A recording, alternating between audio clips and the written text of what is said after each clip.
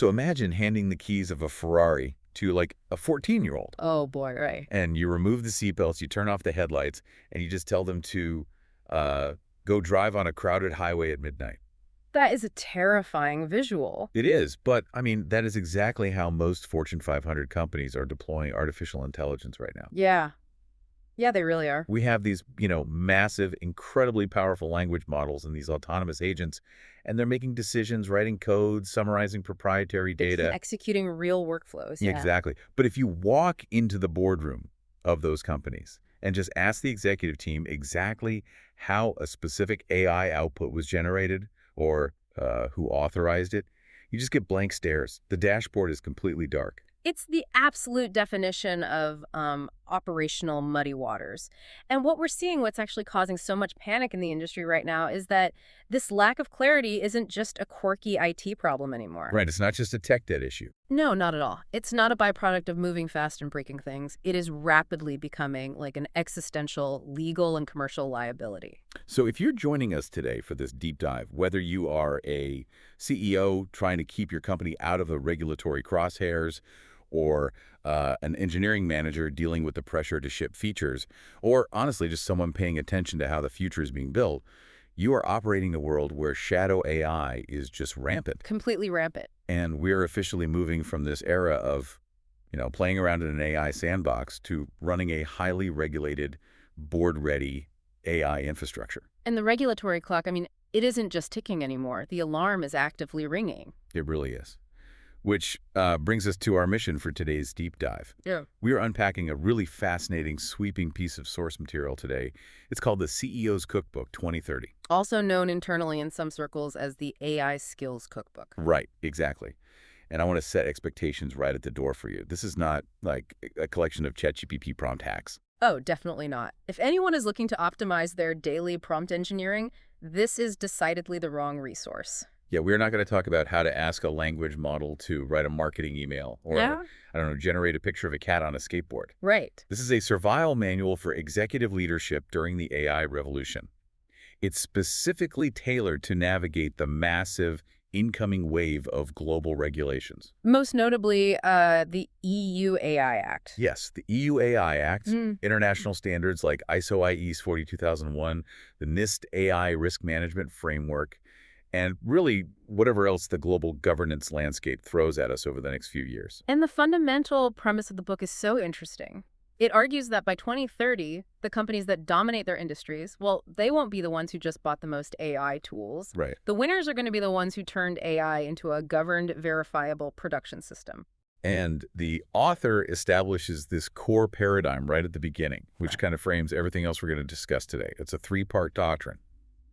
They say, intelligence is the ingredient, governance is the recipe, trust is the meal. I love that phrasing. Let's pull that apart a bit. So intelligence is just the raw ingredient. Right. A massive foundational model from OpenAI or Anthropic No. that's just raw flour or uncut meat. Precisely. And an ingredient sitting on a counter isn't a meal. Exactly. If you have raw, unconstrained intelligence deployed in your enterprise, but you have no governance structure surrounding it, the cookbook states that you simply have risk traveling at speed. Risk traveling at speed. Wow. Yeah, the objective for the 2030 executive is to take that raw intelligence and build an operational system around it. One that is fast to ship, structurally hard to misuse, trivially easy to evidence to an auditor, and, incredibly resilient under legal scrutiny. And the way the author teaches this architecture is brilliant, honestly, because it relies entirely on a structural metaphor. The book uses the concept of a 5-course meal to map out enterprise AI governance. It's a really unique framing. It is. And we are going to walk through all 5 courses today. We start with la mise en place, the deep preparation before anything is cooked. Right. Then we move to la sauce, which are the governance primitives that bind the system together. Course 3 is lema, the operational execution, where the doctrine turns into runtime code. Then course 4 is la plotting. Right, la plotting, the mandate of making trust visible to a board of directors. And finally, course 5, the patrons table, which is where all of this intense internal discipline translates directly into premium commercial value and revenue. And what makes this approach so effective, I think, is that each course uses these centuries-old cultural metaphors to solve incredibly modern engineering problems. Yeah, we're going to be jumping from 19th century French kitchens to the Dutch East India Company to the Ethiopian coffee ceremony.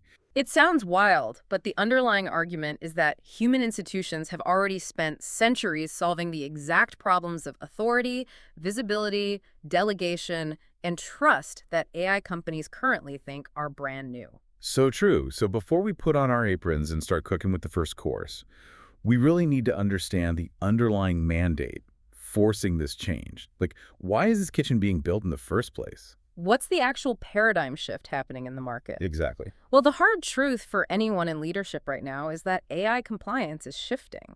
It's moving from being a legal afterthought, something you just hand to your general counsel right before launch. Like a checkbox. Right, a checkbox.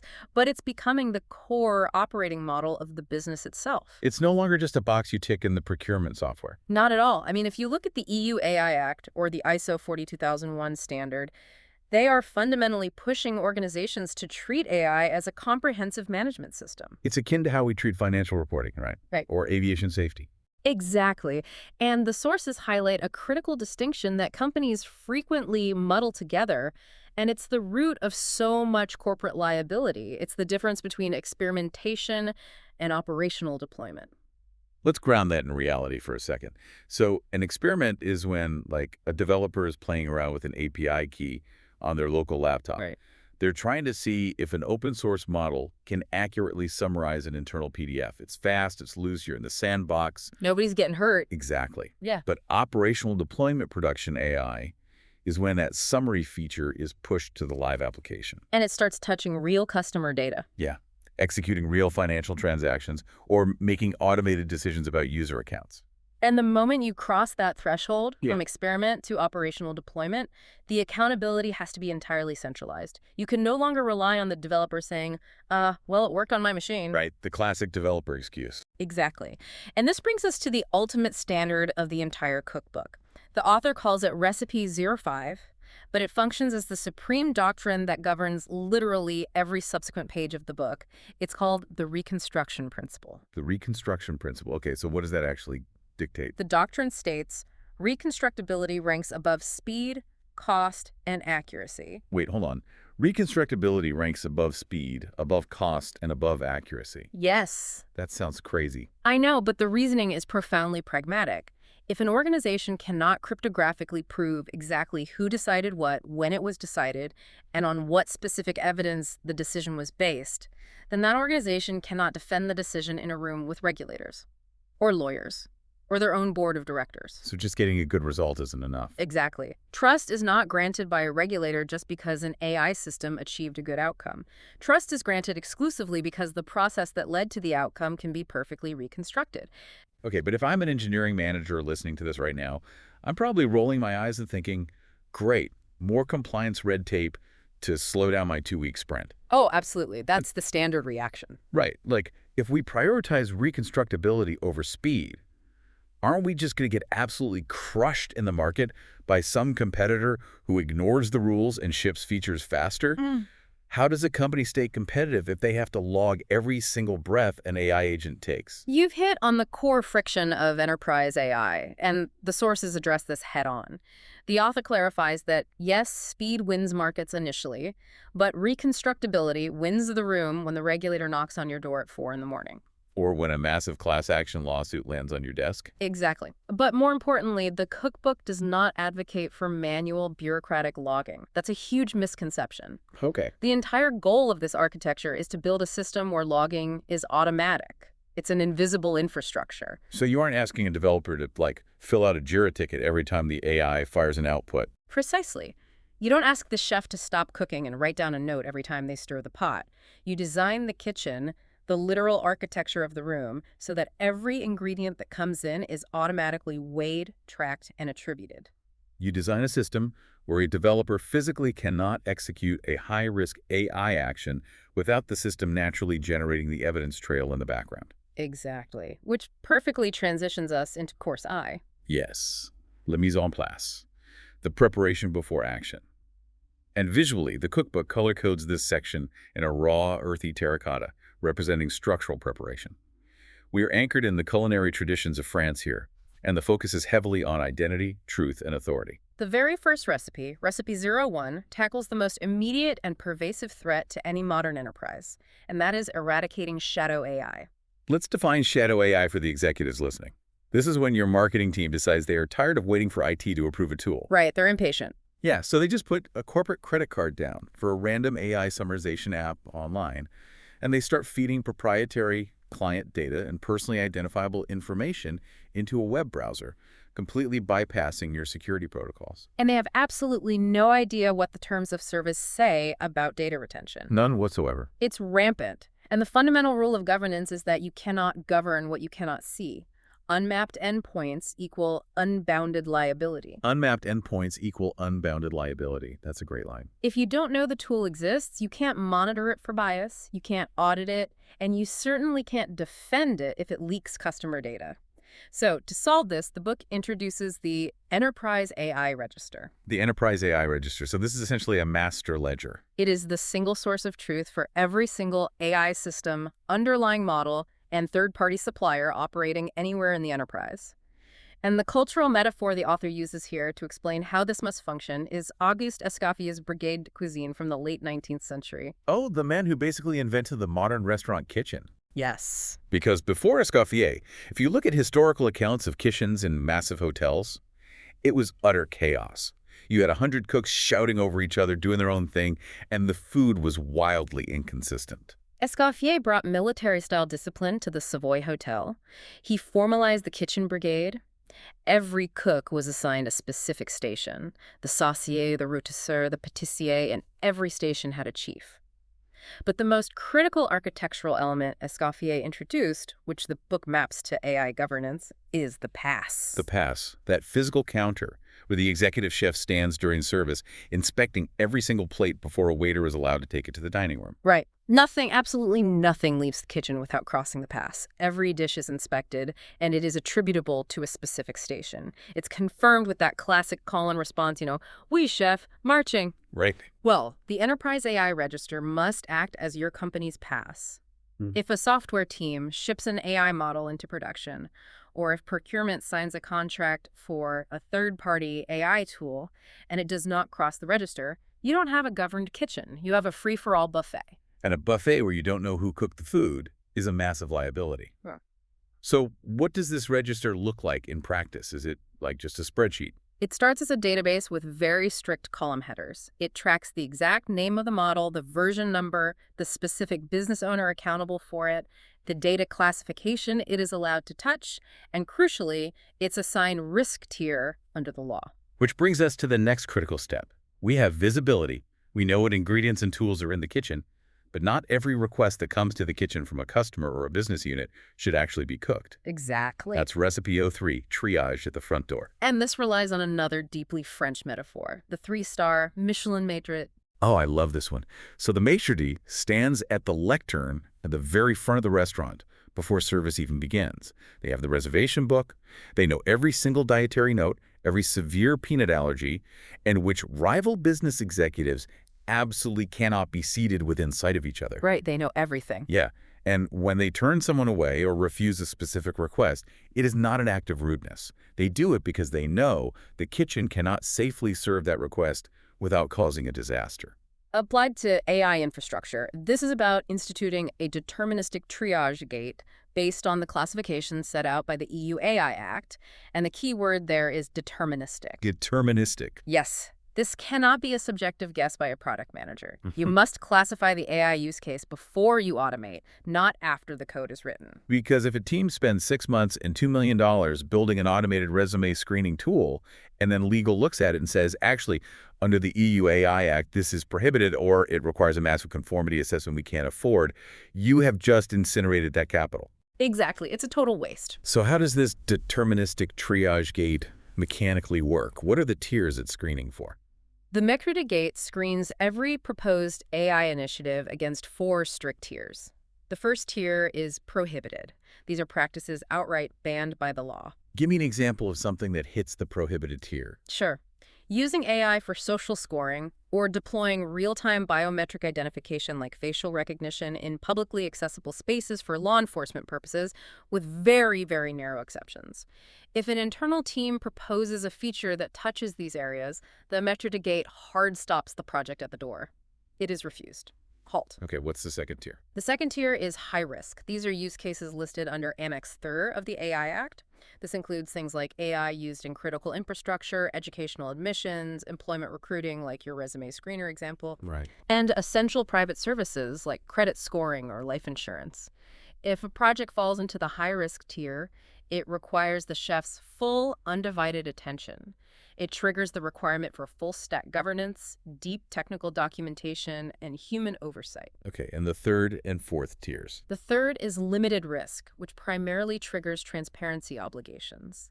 So if you're using an AI chatbot for customer service, you simply have to clearly label that the user is interacting with a machine, not a human. Oh, that makes sense. Yeah. And the fourth tier is minimal risk, like an AI spam filter, which faces no mandatory obligations under the Act, though voluntary codes of conduct are encouraged. So the triage happens at the door, never at the table when the guest is already seated. Exactly. Now, once we know what is allowed into the kitchen, we have to know exactly who holds the legal liability for it. And the sources get very deep into the liability map, which is Recipe 02, and the distinction between an AI provider and an AI deployer. This feels like a hidden bear trap for mid-sized enterprises. Oh, it is arguably the most dangerous legal trap in the current landscape. The EU AI Act places vastly different regulatory burdens on a provider versus a deployer. A deployer is simply an organization using an AI tool under their own authority. A provider is the entity that actually developed the AI system or had it developed under their own name. So let's say my company, maybe a mid-sized logistics firm, buys an enterprise subscription to a large language model API from a massive tech company to help summarize our shipping manifests. We are just a deployer, right? Initially, yes, you are a deployer. Your obligations are relatively light, mostly centered around using the tool according to the instructions and monitoring for obvious errors. Okay. But here is the trap. Let's say your engineering team decides that the off-the-shelf model isn't quite accurate enough. So they take the open source version of that model and they fine-tune it by training it on 10 years of your company's proprietary, highly specific shipping data. Oh, I see where this is going. Yeah. They change the underlying weights of the model to make it perform slightly better for your specific use case. Which sounds like a standard engineering sprint to improve efficiency, right? Technically it is. But legally, you have just silently crossed a massive threshold. By substantially modifying the model for a high-risk use case, you have just transformed your logistics company into an AI provider under the law. Oh, wow.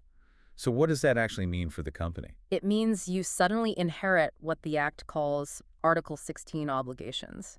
You are now legally required to establish a comprehensive quality management system, draw up extensive technical documentation, perform a formal conformity assessment, auto-generate specific logs, affix a CE marking to your software, and conduct post-market monitoring. That is insane. You take on the liability of an AI developer without having the compliance budget, the insurance, or the legal paperwork of a massive tech company. That is genuinely terrifying. Like one overzealous engineering team trying to optimize a tool can accidentally trigger millions of dollars in compliance burdens. Yep, it happens silently. It really highlights why the truth stack, Recipes 04, is so fundamental. We need to verify reality at every layer of the system. Exactly. The book visualizes this truth stack as a lighthouse beam, multiple independent signals confirming the reality of an AI system state.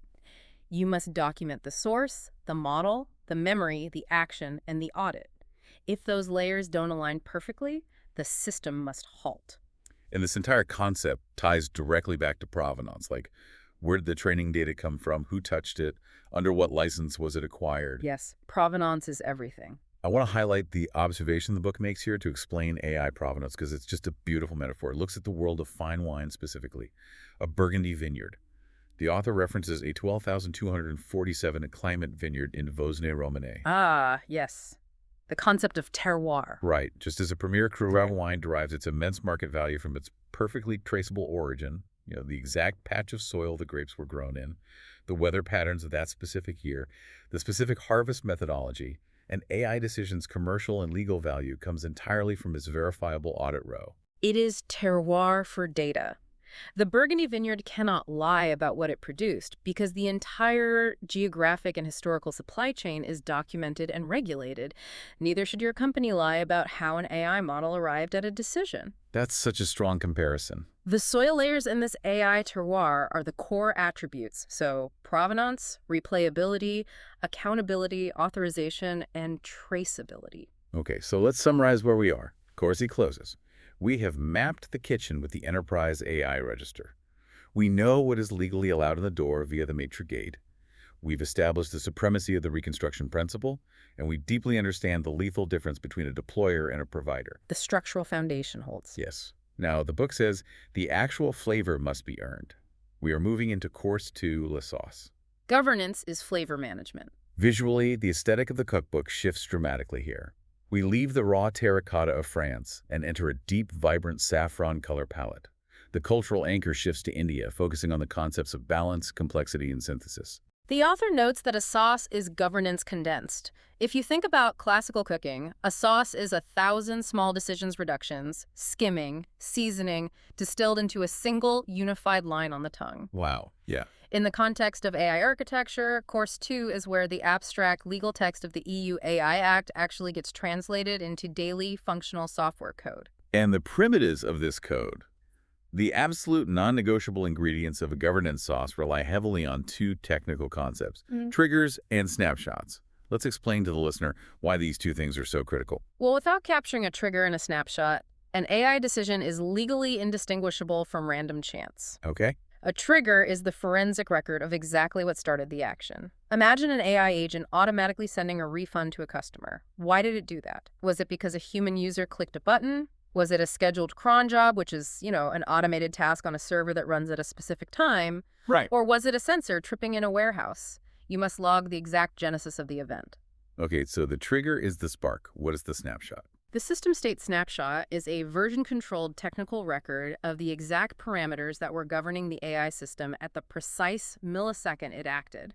What parameters are we talking about here? Everything required to recreate the moment. What was the exact text of the prompt fed to the model? What specific version of the model was used? What were the internal weights? What was the temperature setting, which dictates how creative or random the AI is allowed to be? So basically freezing the whole environment in time. Exactly. If you do not capture this pre-state hash, you can never replay the decision for an auditor. Which brings us to the crucial element of human oversight. Recipe 15 is called the royal tasting, and it introduces the HITL gate. HITL meaning human in the loop. And the cultural metaphor used here is the Mughal imperial Khansama, the master taster of the court. Explain how that worked historically. I found this fascinating. So, in the Mughal Empire, the emperor never, ever ate untested food. The risk of poisoning or poor quality was simply too high.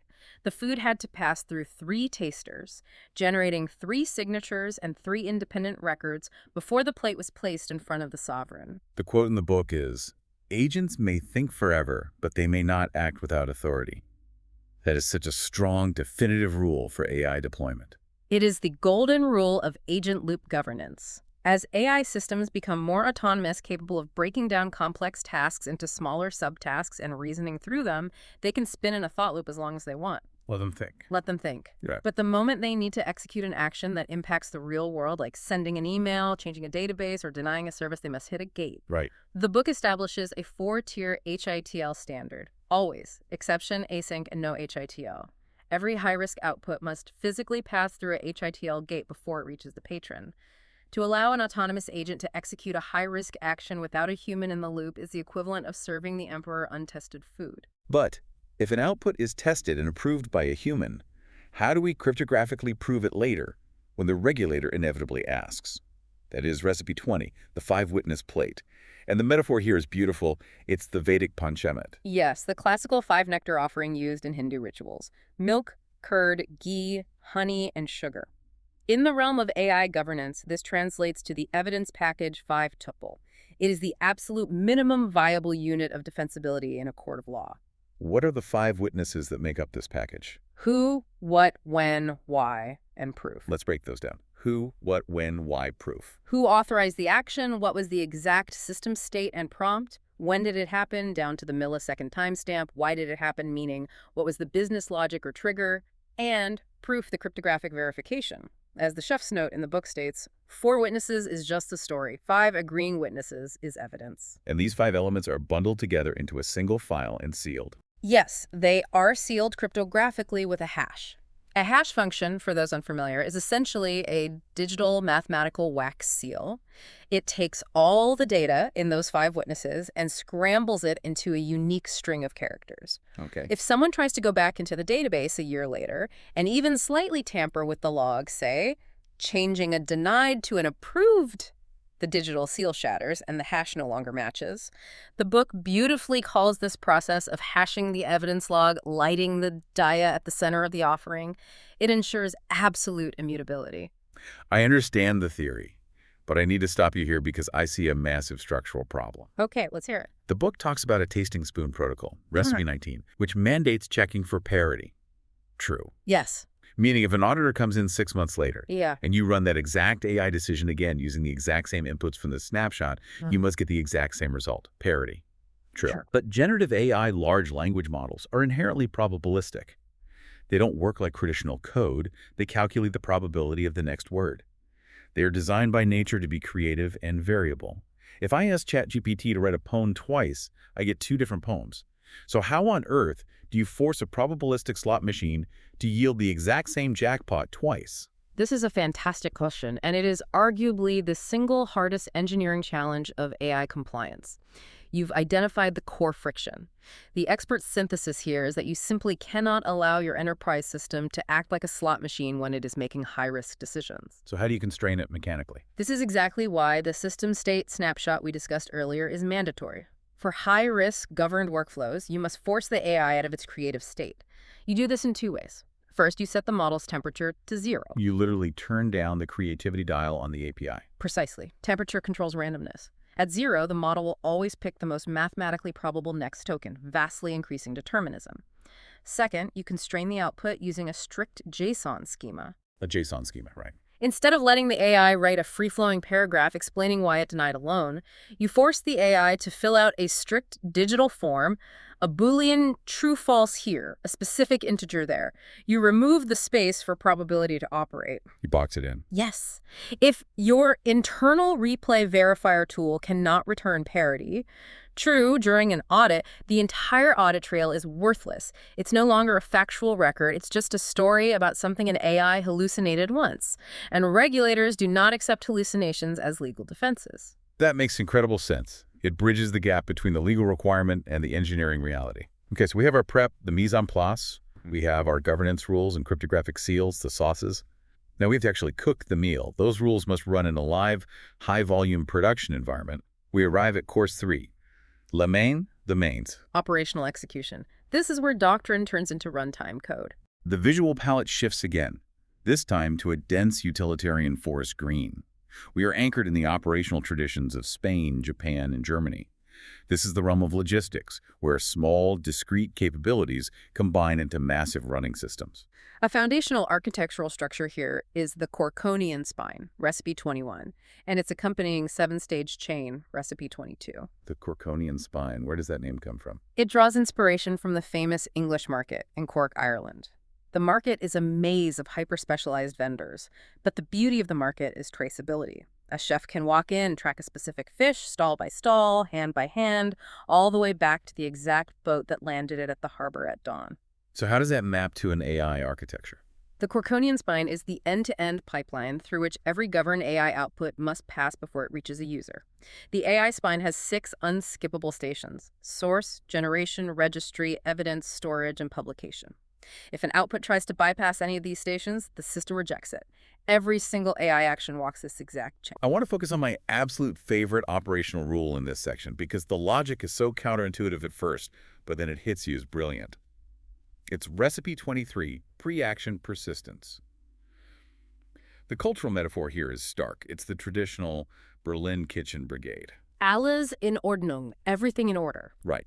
In a highly disciplined Berlin kitchen, the mise en place chit, the physical paper order ticket, must be hung on the board before the cook is allowed to reach for a pan or turn on a burner.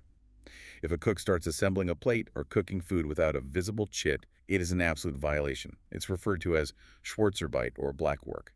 unsanctioned, untracked effort. Exactly. How does this Kitchen rule apply to an AI system executing an API call? It applies directly at the database level. Pre-action persistence means that the system must write its intention to the database before the AI is actually allowed to execute the action. But wait, what before? Why not just let the AI execute the action, see if it succeeds, and then write the log at the end? That Yeah. seems much more efficient. It seems more efficient until the system fails.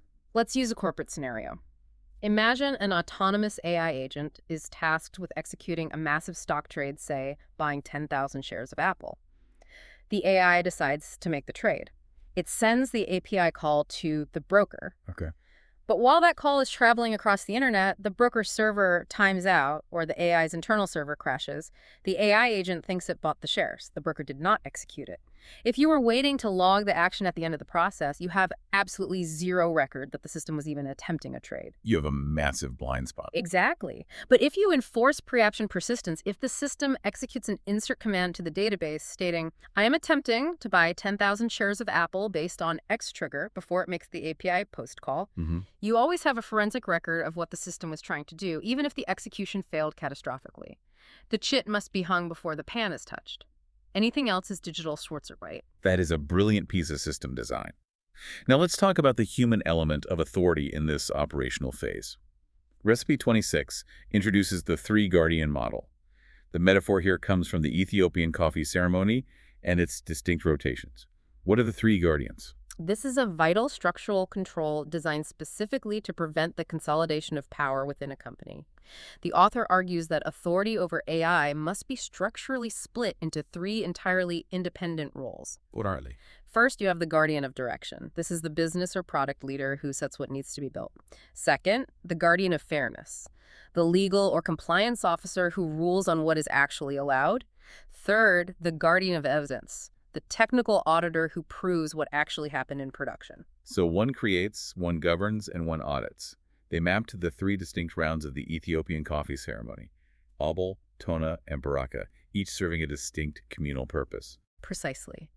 The critical failure mode of most companies today is that a CEO will stand up in a town hall and say, I want one single executive accountable for AI in this company to drive efficiency.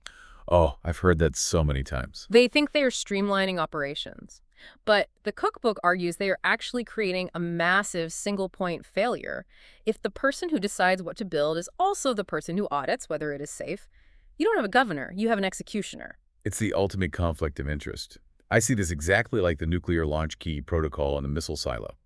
You know, the setup: two officers have to turn their keys simultaneously at opposite ends of the room. One person physically cannot launch the missile alone, no matter how much they want to. Right. The three guardian model makes single-point capture structurally impossible. If the fairness guardian objects, the system pauses. If the evidence guardian hasn't signed off on the telemetry, the system refuses to act. It is an elegant solution. As the text notes, 3 independent human signatures are the cheapest and most effective cryptography ever invented. Wow. Okay, so let's take a breath. The operational workflows are humming perfectly in the dark. The database is capturing pre-action chits. The cryptographic seals are holding. The three guardians are turning their keys. The system is fundamentally secure. Yes. But here is the massive problem. If the board of directors or an external auditor or a skeptical customer cannot instantly see that this governance exists, they will not trust it. Which brings us across the threshold into course 4, Laplating. Trust made visible. We shift into an imperial indigo blue palette. The architectural anchor here is a blend of Italy and Japan. The overarching theme is visual canon. The central thesis of this course is something that technical leaders often struggle to grasp: visibility IS governance. Explain that. Engineers usually view dashboards or UI as just a coat of paint over the real work. That is exactly the mindset the cookbook attacks. Plating is not post-production decoration. Visual clarity is a structural control in its own right. The author states unequivocally that if an auditor or a board member cannot see a control at a glance, they cannot rely on it at scale. Complexity that cannot be visualized is indistinguishable from chaos. To illustrate how to visualize complex architecture, Recipe 33 returns to the separation of powers we just discussed, but makes it spatial. The recipe is called Nest, Hive, Vault, and the metaphor used is the Palace of Westminster in the United Kingdom. Yes, specifically the spatial choreography of the state opening of Parliament. You have 3 distinct institutions: the Crown, the House of Lords, and the House of Commons. They are constitutionally defined not just by what they do, but by what they cannot do. Right. The Crown cannot legislate alone. The Commons cannot summon itself. The Lords cannot levy taxes. Exactly. And importantly, the inability is structural and spatial, not personal. The monarch is physically barred from entering the House of Commons. How does this map to enterprise AI architecture? You must structure your internal tools and dashboards into 3 distinct visual and functional spaces. The nest, the hive, and the vault. Yes. The nest is the sandbox where creation and engineering happen. The hive is the control tower where governance and approvals happen. The vault is the immutable database where memory and audit logs are stored. Okay. And they are separated by strict systemic inability. The nest cannot approve its own creations for production. The hive cannot rename or alter the underlying code of the creations it is governing.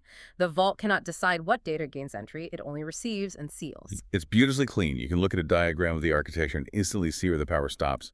But my absolute favorite part of the plating course, and probably the most practical advice for any executive listening, is Recipe 40, the boardroom wall poster. The mandate to compress the entire enterprise posture into a single visual surface. If you go into a Fortune 500 board meeting today to present AI risk and strategy, you are probably bringing a dense 40-slide PowerPoint deck full of technical jargon. Oh, at least 40 slides. Right. The book argues that if your board chair needs 40 slides to understand your risk posture, your governance has already failed. The solution proposed is a single physical A1 or A2 poster that summarizes the entire enterprise AI governance posture. The cultural metaphor the author leverages here is Norman Rockwell. The iconic American painter, Rockwell's Saturday Evening Post covers. Between 1916 and 1963, Rockwell produced 322 covers for the magazine, and the discipline he subjected himself to was relentless. Every single cover had to tell a complete emotionally resonant story that a casual reader walking past in a newsstand could grasp entirely in less than 2 seconds. The 3-second golden rule of visual communication. Exactly. Applied to the corporate boardroom, the AI wall poster must pass the 3-second glance test and be fully absorbed in 30 seconds. It contains the hard data. The Enterprise AI Register counts broken down by risk class, the names of the 3 active guardians, a log of recent blocked incidents, and the overall trust dividend trend line. I have to pause and push back on this because it sounds great in theory, but enterprise-wide AI deployment across multiple geographies and business units is insanely complex. How can you possibly compress all of that nuanced technical reality into a single sheet of paper without becoming dangerously reductive? Don't you lose the truth in the compression? That is the natural fear, but the expert synthesis here is crucial. The poster is not meant to be the only data that exists. It is the index of the data. Ah, the index. The intense discipline required to create that poster forces the executive team to synthesize the noise into actual signal. If a metric or a governance control cannot survive the compression process onto that single poster, it means it isn't actually being used by the board to make decisions. So the act of making the poster is the governance. The visual compression is the ultimate test of true governance. It forces clarity. If you can't fit it on the poster, you don't actually understand your own system. That is a remarkably sharp insight. Okay, so the architecture is built. It is humming. It is visible. The board of directors understands it perfectly from one poster. Now, it must meet the market. It has to actually generate revenue. We enter the 5th and final course of the cookbook. Course V, the patron's table. Commercial value and the realization of the trust dividend. The aesthetic shifts one last time to a deep, rich burgundy. The cultural anchor here is Switzerland, relying on the centuries-old Swiss understanding that operational trust is not just a moral good, it is a highly premium commercial currency. It's bankable trust. Exactly.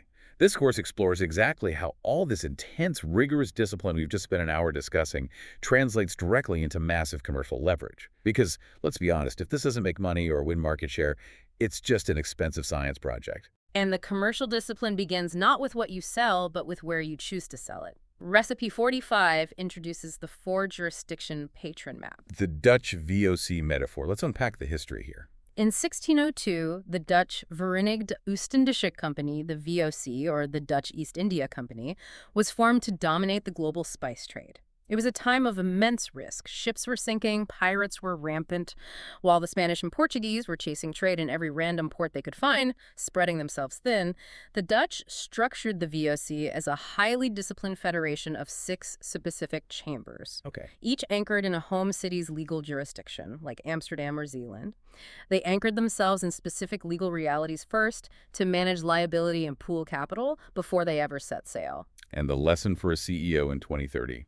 In a world of extreme regulatory asymmetry where AI laws change wildly from border to border, you must pick the country before you pick the customer. The book outlines 4 specific jurisdictions that a governed AI enterprise should target, in a very specific order. What are they? First, Ireland. It serves as the home jurisdiction with the lowest operational friction and deep tech roots. Second, Switzerland. Switzerland serves as the anchor for pharma and medtech. The Swiss regulator, Swissmedic, is incredibly strict, which means Swiss patrons have a naturally high willingness to pay for the exact kind of rigorous governance we've been building. It's a high-margin market that values compliance. What's third? Third is the European Union broadly. Driven entirely by the compliance mandate of the AI Act, you sell into the pain of the regulation. And fourth, finally, the United States. Why is the U.S. last? It's the biggest market. Because the U.S. currently has a highly fragmented regulatory patchwork.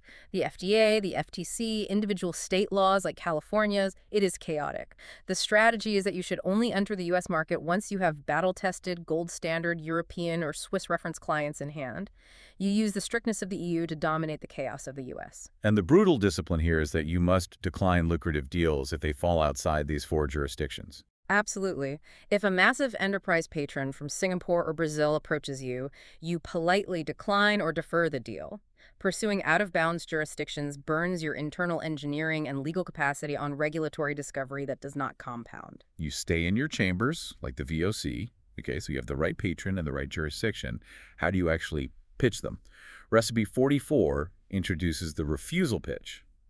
And this historical metaphor here is Spartan Laconia. The concept of Spartan laconic refusal, the famous if. Right, when Philip of Macedon threatened Sparta, saying, "If I invade Laconia, you will be destroyed," the Spartans replied with a single word, if. So powerful. The pitch strategy here is radical. You walk into a sales meeting with a massive corporate client, and you do not lead with a glossy list of amazing magical AI features. You lead with a 90-second verbatim list of what your AI will not do. You lead with the 4 refusals. I have them written down right here. Unaudited, unchallengeable, unreconstructible, unstoppable. You sit across from the client and say, "I will not pitch you AI capability today. I will tell you exactly what we refuse to deploy. We refuse to deploy an unaudited model. We refuse to deploy an unchallengeable decision. We refuse to output an unreconstructible log. And we refuse to build an unstoppable agent." That is such an incredible commercial power move. It is deterrence via capability. By leading with your strict governance refusals, you instantly differentiate yourself from the 100 other AI vendors who are promising the client the moon and the stars. You establish a regulator-grade frame from minute 1. You signal that you are the adult in the room. And that framing sets up what is perhaps the most devious, and I mean that entirely as a compliment to the author, the most devious commercial strategy in the entire cookbook. Recipe 46, the auditor trap. It is a brilliantly constructed mechanism for commercial lock-in. The metaphor used here relies on the Michelin Guide again, but this time it's not about the Mitrida, it's about the inspector's return. Michelin introduced the 3-star system in 1926, but the commercial genius of Michelin wasn't the star itself. It was the fact that the inspectors returned every single year to see if the restaurant still deserved the star. Right. That return visit was the ultimate lock-in. A chef would structure their entire kitchen operation, their entire supply chain, purely to ensure the inspector was happy on the next visit. How does this Michelin dynamic apply to an enterprise AI sales cycle? It applies directly to the standard 90-day software pilot. Usually, vendors just try to impress the end user during a pilot. The auditor trap flips this.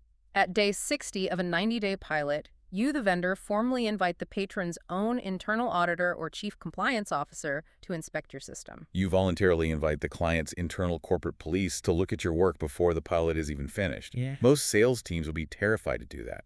Exactly. Most sales teams hide from compliance. But because you have spent the last year building the Corkonian spine, the truth stack, and the cryptographically sealed 5-tuple evidence packages, your logs are pristine. You hand the patron's auditor a perfectly formatted JSON-structured evidence file. Okay. And here's the trap. Once the patron's auditor reviews those logs and signs off on them as compliant, your vendor log formally becomes the patron's internal compliance record.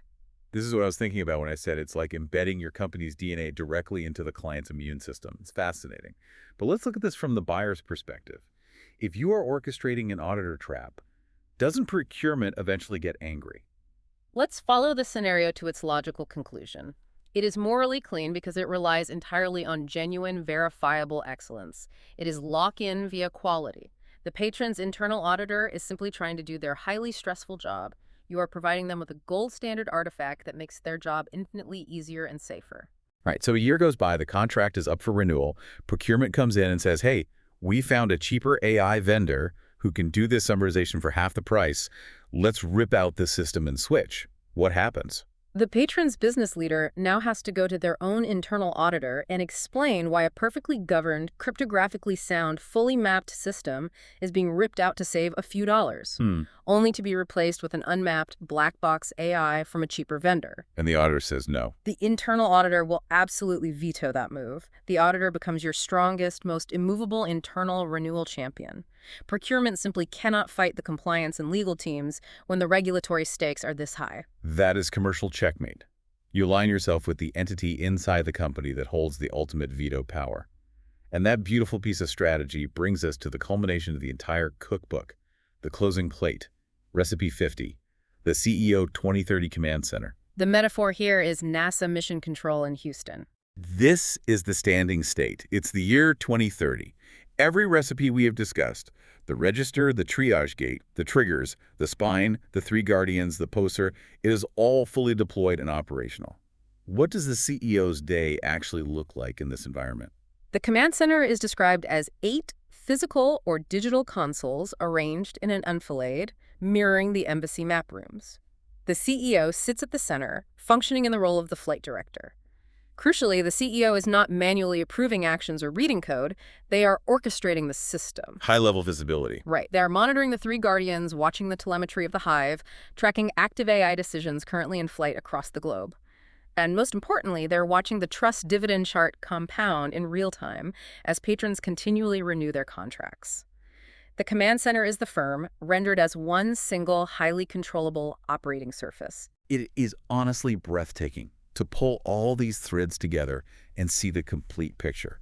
Let's recap this epic meal for the listener before we go. We started in course I by mapping the kitchen, stopping the chaos of shadow AI with the enterprise register, and establishing the absolute supremacy of the reconstruction principle. Yes. In course 2, we defined the rules and governance flavors, the triggers, the snapshots, and the cryptographic 5-witness plate. In course 3, we ran the operational lines, forcing pre-action persistence and dividing power among the three guardians. Then the plating. Right. In course 3, we took all that complexity and plated the trust visually for the board of directors. And finally, we cashed in the trust dividend, setting the ultimate auditor trap at the patron's table in course fee. It is the complete journey from raw, dangerous intelligence to a trusted, highly valued, commercially premium meal. It is a total paradigm shift from how 99% of companies are treating artificial intelligence right now. Which brings me to a final provocative thought. The cookbook leaves the reader with one lingering doctrine, the very last sentence of the text. You eventually eat what you sow. It is the ultimate statement of operational accountability. I want to challenge you, the listener, right now. Look at your own organization today, whether you are a startup or a Fortune 500 giant. Look closely at the AI tools your teams are actively using this very minute. Are you systematically sowing a managed, reconstructible garden of intelligence? Or are you just planting scattered, unmapped seeds of shadow AI? Downloading black boxes and blindly hoping for the best. Because what is your harvest going to look like when the regulator or the auditor knocks on your door at 4 in the morning in the year 2030? Will you have a reconstructible, defensible kitchen? Or will you just have muddy waters? Take these concepts, take this architectural discipline to your next engineering stand-up or your next board meeting. Stop just buying AI and start actually governing it. Thank you for joining us on this deep dive.